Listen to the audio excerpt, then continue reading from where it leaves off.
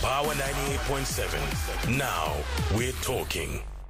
So here's an item that caught our eye this week: how to overcome the 4 biggest blunders in pursuit of something termed the pink rand. In other words, marketing to the lesbian, gay, bisexual and transgender community.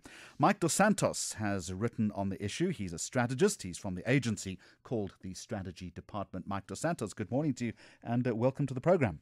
Hey, Jeremy, how are you? Good to talk to you. Let's start Great. off with some context first, if we can.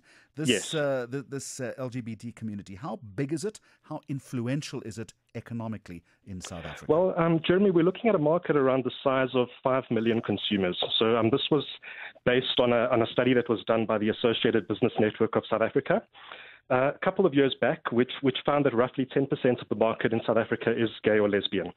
So looking at the current size of the South African population being 54 million, we could extrapolate the size of the market to be roughly 5 million consumers, which interestingly enough is about the size of the population of Pretoria and Cape Town combined. Am I correct in saying 5 million consumers, possibly with more disposable income than others? Absolutely. So studies worldwide, and certainly mirrored in the study that was done in South Africa, have shown that this market tends to have a slightly higher than average disposable income. So definitely a market that's quite lucrative and very much appealing to the advertiser and the marketer. And Mike, is the broad thinking here that companies and brands don't necessarily understand the segment, but they really want their business and their money? Yes, I think that's one of the big problems actually in current state of affairs, is that there's this need to go after the pink rand, as you mentioned earlier. There's some awareness that the market is of a certain size and a certain stature, but a lack of understanding and a lack of authenticity in terms of what the actual hot buttons are within that market that would actually enable one to resonate from a brand communication perspective. What don't they understand? I think a lot of the time there's the subtle things, like, for instance, looking at the travel industry, speaking from experience of some people that I know in my circle of friends, booking accommodation for oneself and one's partner, and then being asked, would you like 2 single beds for your room, for instance, or something like that. Yeah, I mean, it's extraordinary that this still happens. Absolutely. And I think it's a problem that needs to be addressed if brands are wanting to be authentic and to resonate within that segment.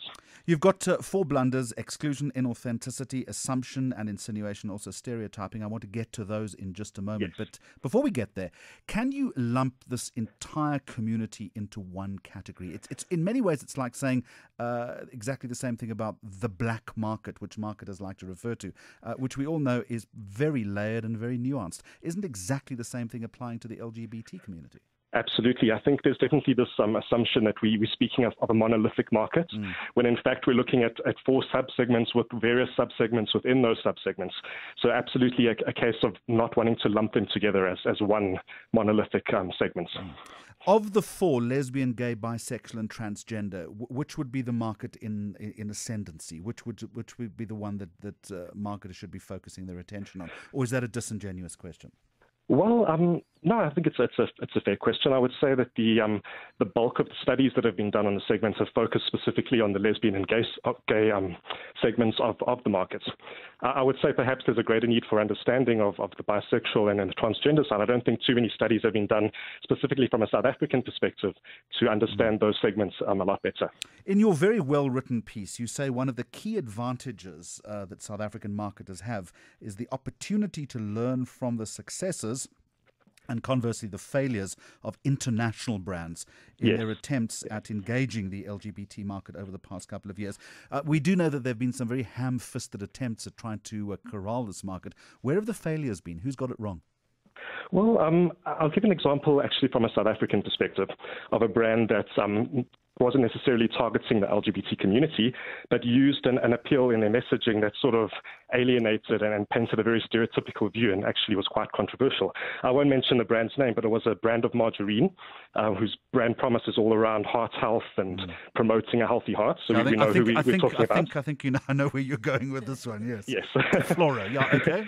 Yes. So what they did was that they ran a print campaign in 2013, I believe it was, where they looked at the whole idea of you need a healthy and strong heart today.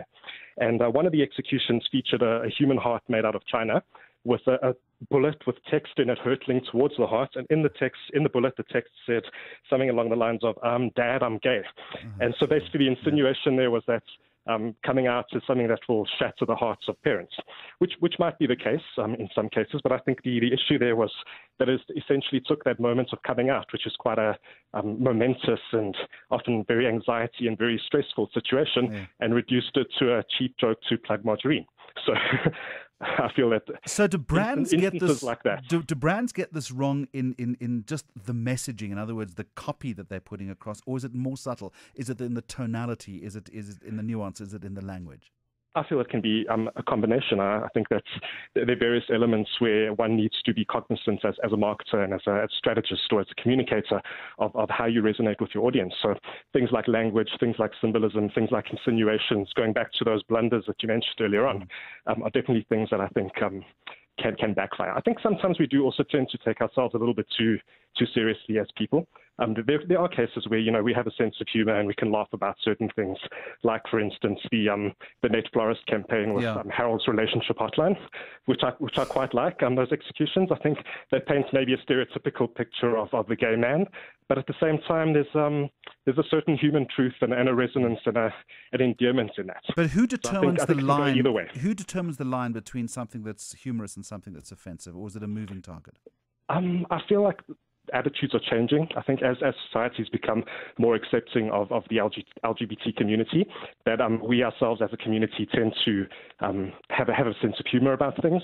So I think the lines are shifting, but obviously it boils down to the individual at the end of the day. So Net Florist, we can't be everything to everyone. Sure. Net Florist then is one brand that's got it right locally. Anybody else that actually has a decent understanding of this community? Yes, I can give an example of budget budget car rental. They've often showed their support of the local LGBT community and causes. So, for instance, in 2012, they ran a campaign titled the Gay Flag of South Africa Coach Tour. Well, just to give you a bit of background on that, it was to commemorate the launch of South Africa's official gay flag, which is a combination of the international rainbow flag and the South African flag. Interestingly enough, on that, South Africa is the first country in the world to actually recognize an LGBT symbol officially. So what they did as part of this was, you're familiar with the movie Priscilla, Queen of the Desert. Sure. So they branded a big... Terence Stamp, if I remember correctly. Absolutely, yes, absolutely. And that dates both of us, my friend. For sure. And what they did was they branded a massive budget bus, and they ran this tour across the country where they actually promoted an understanding and an acceptance of LGBT people. Starting in Cape Town, going all the way to Joburg, stopping at various points along the way. And what they did to actually drive engagement and to drive a CSI angle as well, to actually show that they're not just trying to go after the market, but actually putting money back towards causes, was a very, very big success story for that brand. Mike Dos Santos, given that we live in an inherently conservative society, is there risk attached to that kind of campaign? Absolutely. I think even in more liberal societies around the world, we see that sort of backlash when a brand actively tries to align itself to the LGBT community. I'll give you an example, one of the ones that I referenced in my article, which was the ANZ Bank of New Zealand. They ran their gay TMs, as they called them, over Auckland Pride last year. And essentially what it was a festive makeover for various ATMs in and around the city. And they donated money from transactions to a local support line for LGBT people. What they found, though, was that some of the ATMs were vandalized. So I think even in a more developed and a more liberal society, we see that backlash, which is, I think, one of the reasons why too many marketers and too many brands are reluctant to align themselves to the LGBT market. And that's exactly the point. What do you then say to marketers who say, let me not bother with this particular segment because it's inherently too dangerous and could damage my brand reputation? I would literally point to the success stories of the brands that have done so, have seen results, and I think our society is changing. Things are changing, norms are changing. As I mentioned in my article as well, normal is becoming the new normal. So as society becomes more accepting of the LGBT markets and consumer and people, we actually see this shifting of norms. So I think over time, things might be different. What's the approach here then? Does one need to be more consultative with the community?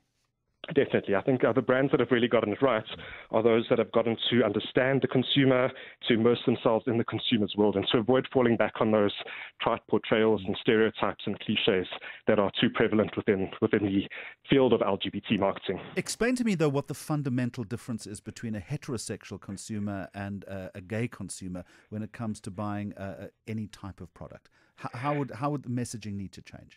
I think surely if you're selling shaving cream, you're selling shaving cream. The attributes are exactly the same. For sure. It's dependent on the product category, of course. But I think there are cases where, for instance, a gay person might feel excluded by a brand through the insinuations used in language, like we said earlier on. So the examples of you and your wife, where, for instance, that might not be the case. So assuming the gender of a person's spouse. That sort of thing. All right, so let's look at the blunders very quickly. Yes. Point one is exclusion. What are you saying? What should be avoided there? Well, it's quite simply avoiding the exclusion of the consumer when looking at your total marketing mix and your communication mix.